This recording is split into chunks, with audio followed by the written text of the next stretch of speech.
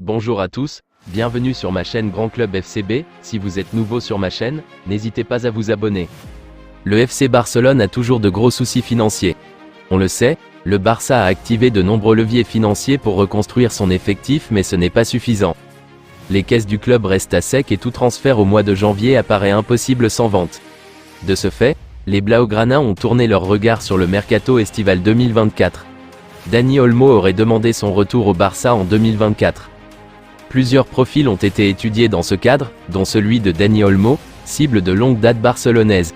Selon Bild, l'intérêt est réciproque puisque l'international espagnol a demandé à ses agents de tout faire pour revenir au Barça la saison prochaine. On rappelle qu'il a été formé de 2007 à 2014 chez le récent champion d'Espagne dans la célèbre Masia. Une clause libératoire de 60 millions d'euros serait annotée à son contrat permettant à Barcelone de ne pas négocier avec le RB Leipzig pour son arrivée.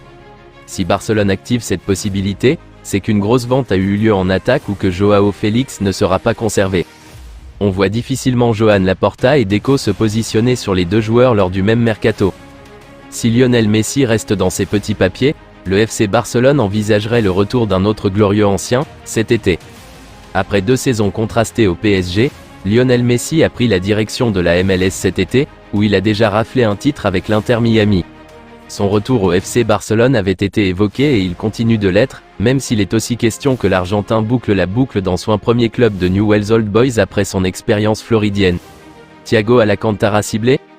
Mais selon Sport, c'est un autre retour qui pourrait se profiler au Barça, celui de Thiago Alcantara. Le milieu de terrain reste très apprécié de Xavi et il arrive en fin de contrat à Liverpool. Le Barça s'intéresserait à lui. Et nul doute qu'un retour au Bercail plairait aux joueurs. Les dirigeants du Barça auraient décidé de surveiller les prestations d'Alan Varela. Depuis quelques semaines, la formation du FC Barcelone surveille de nombreux jeunes joueurs prometteurs. Selon les informations relayées par Roque Fichares, la cellule de recrutement du Barça aurait coché le nom d'Alan Varela. Milieu de terrain défensif de 22 ans, ce dernier évolue actuellement sous les couleurs du FC Porto. Arrivé en provenance de Boca Juniors pour 8 millions d'euros, le jeune joueur s'est rapidement adapté au Dragões où il a participé à 5 rencontres de championnat. Les dirigeants du FC Barcelone surveilleraient de près la situation de Jadon Sancho en vue du prochain mercato d'hiver. Lors du prochain mercato d'hiver, la formation du FC Barcelone pourrait s'activer pour dénicher un joueur offensif. Selon les informations relayées par Roque Fichares, les dirigeants Blaugrana surveilleraient de près la situation de Jadon Sancho. Sous contrat jusqu'en juin 2026, ce dernier disposerait d'un bon de sortie en vue du mois de janvier. Le Barça aimerait obtenir l'international anglais sous la forme d'un prêt assorti d'une option d'achat. A noter que le natif de Londres serait également dans le viseur de son ancien club, le Borussia Dortmund. Le FC Barcelone a publié un communiqué ce mercredi soir pour clamer une nouvelle fois son innocence dans le cas Negreira et défendre l'intégrité de son président Joan Laporta.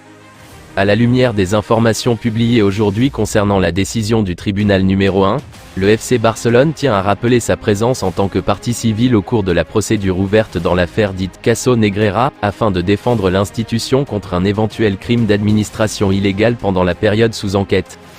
Cette présence aurait pu être effectuée à tout moment au cours de l'audience de recherche des faits, mais le club a préféré le faire dès le début pour prendre position concernant les paiements à des tiers, étant convaincu qu'aucun crime de corruption sportive n'a été commis. Le Barça réaffirme qu'il a utilisé des services techniques pendant des années pour des conseils sur l'arbitrage et les joueurs, et que des preuves matérielles existent pour attester de ce fait.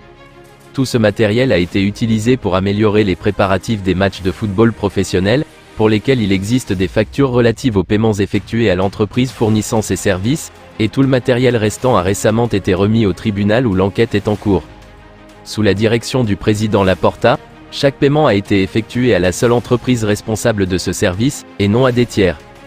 Regrettant que l'édit publié hier contienne des opinions et des jugements de valeur remettant en cause l'éthique du président Laporta, alors que, il convient également de rappeler que l'affaire en est à la phase préliminaire et que les jugements personnels énoncés dans l'édit ont simplement créé plus de confusion parmi l'opinion publique, lors de leur publication, ont gravement nui à l'image du club et de son président, bien que probablement involontairement.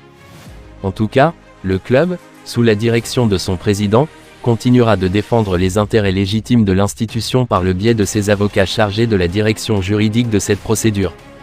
Enfin, nous tenons à souligner à nouveau que, selon l'avis du club, Ces actions contre la gestion de l'institution ne sont pas le fruit du hasard, car le FC Barcelone continue d'être soumis à des attaques externes dans le cadre d'une campagne visant à ternir le nom de l'institution sur la base de faits qui restent encore non fondés et qui visent à déstabiliser le club dans tous les domaines, qu'ils soient sportifs, financiers ou sociaux.